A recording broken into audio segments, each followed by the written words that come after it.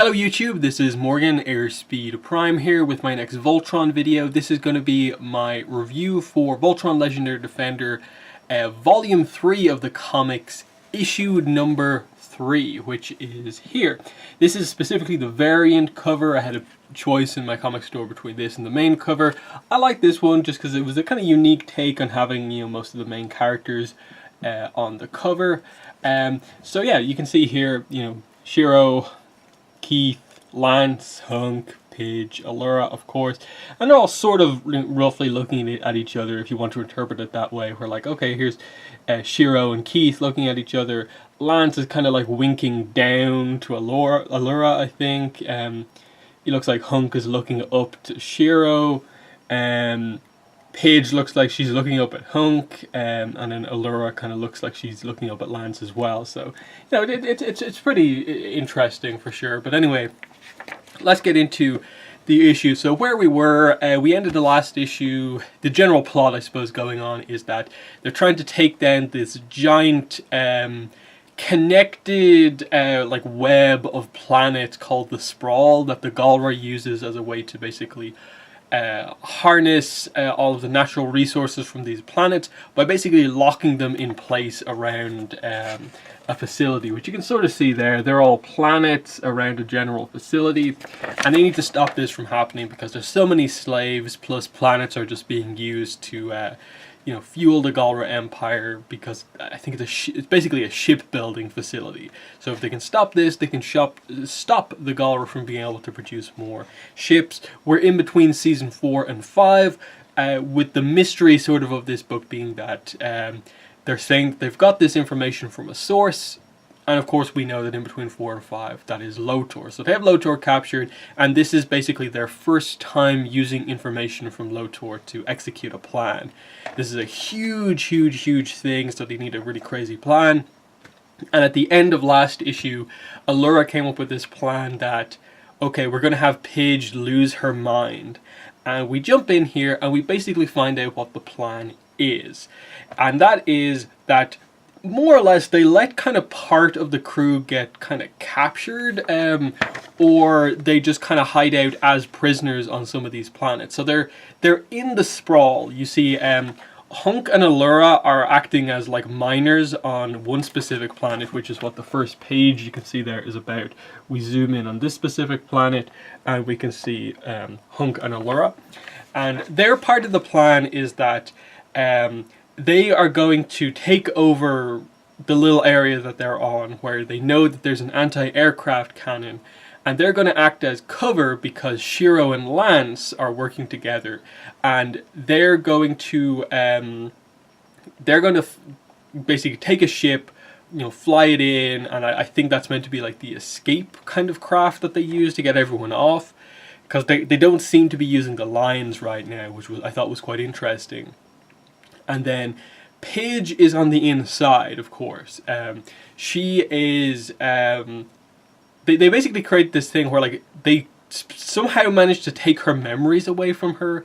So she's on the inside, so she can't be interrogated, and, as far as she's aware, because she doesn't have her memories, she doesn't know that she's a Paladin of Voltron or anything like this, so she won't give anything away. And they leave her with this sort of plan to figure out, she has these kind of codes on her arms, to sort of hope that she can refigure out what she has to do. And from the inside, as an innocent prisoner, shut down the shield that's kind of in the way of Sprawl, so they can get like Lance and Shiro in. I don't think it's the best issue of the comic that we've got so far. In that I feel they could be a little clearer about what the overall goal is. They don't make it like incredibly clear exactly how they're going to pull this off, in that I think they're just not using the lines so that they can take the shields down to then call in the lines, but we'll have to wait and see. So that's what we get here. We get Pidge kind of wondering who she is. She's in the middle of the Sprawl's core on a ship right in the middle. Then nearby we have Lance and Shiro kind of taking out some guards to steal a ship, it seems like. And the most of the issue, this is a kind of page-focused issue. That's the way the comics tend to do things. Issue 2, for instance, was a hunk issue. The first issue was primarily Allura-focused, and then this one is page-focused.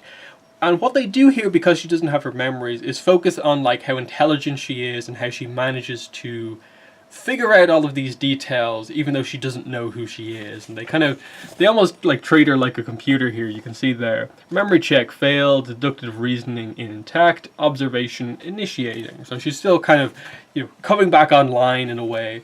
And they sort of show like the way she views things, that like, oh, here's a guard walking along and she sees all these kind of mathematical equations of motion and so on, and so that's just in general the way that she actually sees things, and she needs to figure out how to, why she's trapped in here and what she needs to do.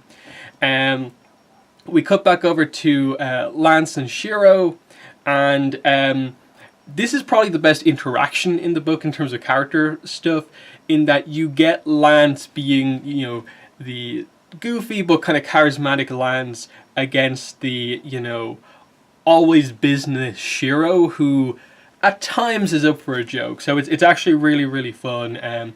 Lance asks Shiro, you have to admit the Voltron show was working. Maybe we should do a revival. And Shiro's just like, nope. And Lance is like, why not? The fans would love it. And he's just like, no, Lance, we need to focus on being paladins of Voltron. And then Lance is like, what about Keith? He took off and left us. And he's like, Lance, you can't lose. You're too important. Lance, we can't lose you. You're too important. And he says, oh, you're saying Keith isn't important. Wait, are you just saying that to shut me up?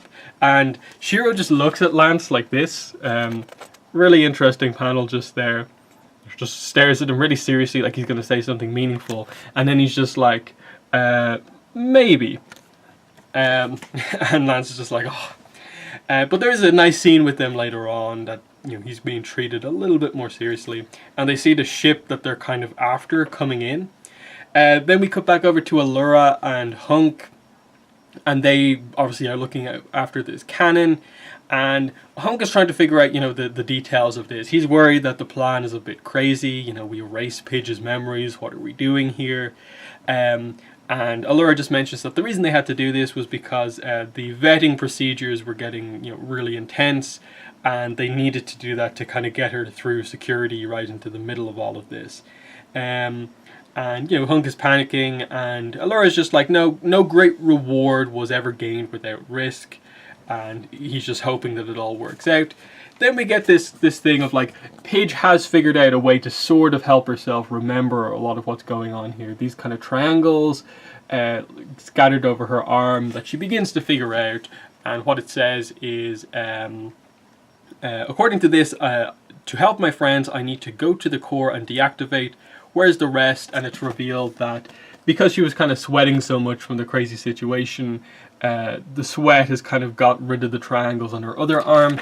There's a nice moment here that because she doesn't remember she doesn't remember her own name, doesn't remember who she is, she says stuff like this: so I'm on a mission to help my friends.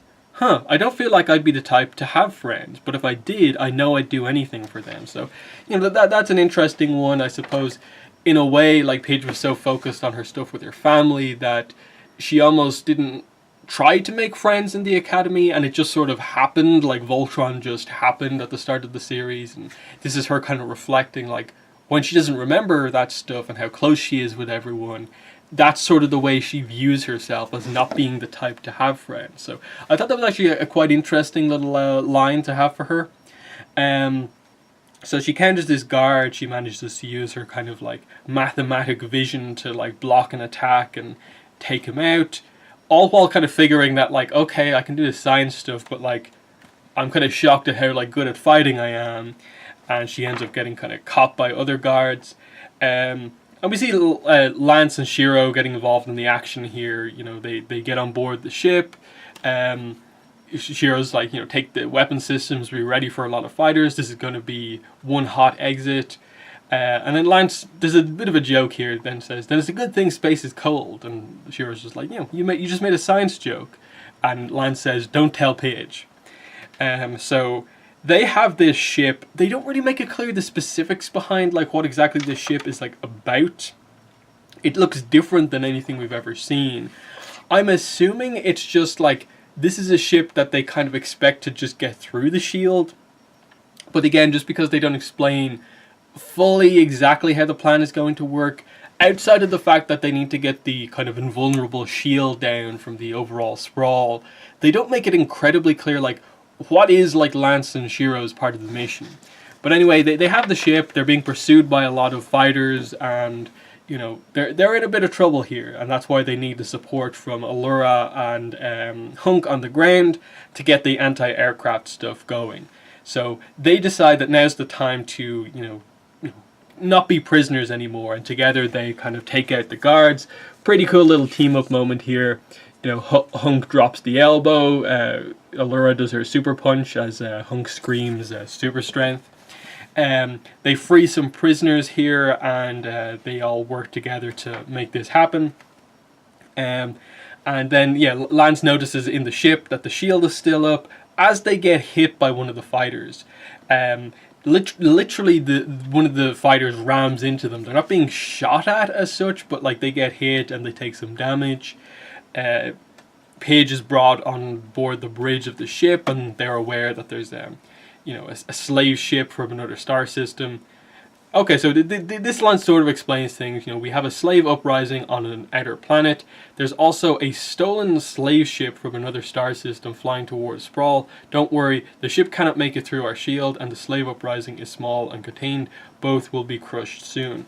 Again, like the significance of what the slave ship is about is a bit like up in the air, but you know, we'll move on. So again, we get one of these pages here where it's like compiling information, appears to be coordinated attack on Earth. Probability that these are friends, high. So she immediately knows that all this craziness happening, of course it has to be the people who she's working with here. So she tries to formulate a plan as Allura and the rest of them try to take control of the anti-aircraft weapons, to take out, you know, the sentries, and as well as the ships that are pursuing Shiro and Lance. So they're really heavily being pursued here. Lance is like, the shield's still not down. We can't move to the next phase. We can't move to the next phase of the plan soon. We're done for. And they're all waiting for Paige to take down the shield. So she kind of accidentally, like just by dodging lasers and stuff like that, manages to take out a bunch of guards. Allura and Hunk manage to kind of get to the anti-aircraft kind of weapons. It's revealed that smoke is coming out of Lance and Shiro's ship. And Lance has a pretty cool moment here. He says, "I'm going outside." And Shiro says to him, "Lance, if anything happens, it's been an honor flying with you. You're the only thing cooler than space." And Lance is like, "I know." So he's going to get out, and I assume the idea here is that he's going to use his rifle to try and take out the ships just by standing on the outside of the hull of the ship. He's making this kind of sacrifice play. He's putting himself at risk here to make this happen. Paige finally makes it to a place where she can kind of crack the code to take down the shield, as Allura and Hunk both worry that the plan may not work. They hear the shield go down, and then they decide to use the cannon. But on the last page, they fire the cannon and they take out the ships, but because Lance has gone out onto the outside of the ship, he's kind of rocked by the blast and is sent flying off the ship. So he's just falling from orbit, basically, with very little hope of being saved because the ship is damaged. It's a bit of a weird cliffhanger, but, you know, Lance going to make the heroic play. The plan didn't go exactly as planned, so everything happened a little bit kind of out of timing, and Lance gets sent flying to the ground. We know he survives, so like, that's not too much of a problem, but I suppose it's how he survives is going to be the big thing. Does Shiro do some sort of a cool pilot trick to save him, or is there something different that happens? Still, fine issue. I don't think it itself, like issue 3, what it covers, is necessarily the best content. I think the Lance Shiro stuff was actually really solid. Hunk, Allura, they didn't go in too much in terms of really trying to play up the character dynamic, but it was fine. Paige on her own was they played up the genius, the maths, the science a lot. The little bit of her kind of like, I don't think I'm the type to have friends, was a nice insight into her character, because of the situation that she was in, not remembering everything. It's who she was before, in a way. That was nice. The plot is... I actually like the overall plot of the Sprawl, and that it feels like there's actually a big mission that they're doing here. That this is for the first time one of these comic series for Voltron actually covering an event that feels like, yeah, actually this is this feels like a notable event, that if they succeed here, that is a big amount of damage done to the Galra. That this is why they're able to kind of push the advantage in season 5 and 6 and so on, is because they've been doing missions like this, where they've been taking out the Galra infrastructure in events like this comic. So I appreciate that. I like that the overall setup is the first time using Lotor's information. It's just some of the details of the plan haven't been particularly amazingly well shown to us, in that I don't really know what the idea is of what is mainly what Lance and Shiro's side of the story is really about. Okay, they're flying in a ship to get down to the surface, but why are they not in the lines? Why would it not make more sense for them to be in the lines? Why the significance of them having a slave ship that is still being pursued? So it's not like they're undercover doing this. And the ship doesn't seem like it's that big, because Lance on the outside of it compared to how much space there is, it doesn't seem like it's a huge transport ship to get out a ton of slaves that. The Black Line could probably hold roughly as many people as they need, but maybe that's the idea of it. I just wish it was a little clearer. Other than that, I still like it. I like the art. I actually appreciate that this was an issue where they went a little bit more in on characters and didn't just sort of pad the pages out by having, Voltron fight, here's 4 double page spreads of just Voltron doing Voltron stuff. Here's a character issue. And I think this variant cover kind of gets it across quite nicely, of just the different pairings of characters. Of course, at this point, Keith isn't involved here, because obviously, as part of the story, he only kind of comes back into play kind of in the next season. But anyway, yeah, I like this. I think we've got 3 more issues to go. I think usually they go 6 issues on these Voltron comics, so we're at the halfway point. There's a lot of other stuff still to happen. Will we get a Lance-centric issue next time out, of just seeing how he survives his fall, and we'll do whatever we want there? I'm not sure. So obviously, as I said, we've had an Allura issue, we've had a Hunk issue, we've had a Pidge issue now. So, Shiro and Lance seem to be the other 2 that need development, so maybe their part of the plan will be fleshed out more in the next issue, and we'll probably need to cut back to Pidge towards the end of the arc to figure out how she gets her memories back. And I suppose go a little bit further back and explain how they even did that, because I don't think across the issues they ever explain how they managed to take Pidge's memories away, because literally it's the final panel of the last issue where Allura says the whole, I have a plan that's going to make Pidge lose her mind, and then across this whole issue we don't get an explanation beyond a little discussion that Hunk and Allura actually have about it, but even then they don't really talk specifically about it. Hoping Paige will crack the code of what to do without her memory. They don't mention how she's going to get it back. So yeah, that's my thoughts on Voltron Legendary Defender Volume 3, Issue number 3. Solid issue. I definitely recommend the Volume 3 story. I think Volume 1 and 2 are a little bit weaker than this one, but this one feels a bit more important. We're further into the series now. There's a lot more going on. I think it really helps that the Voltron Coalition's in play, and it's more of a faction versus faction type thing going on here, and that big battles like this are actually what we're dealing with. So yeah, great issue. In the comments, let me know what your thoughts are if you've read it or just on what I've had to say here. But that's been the video. Thanks for watching, and bye.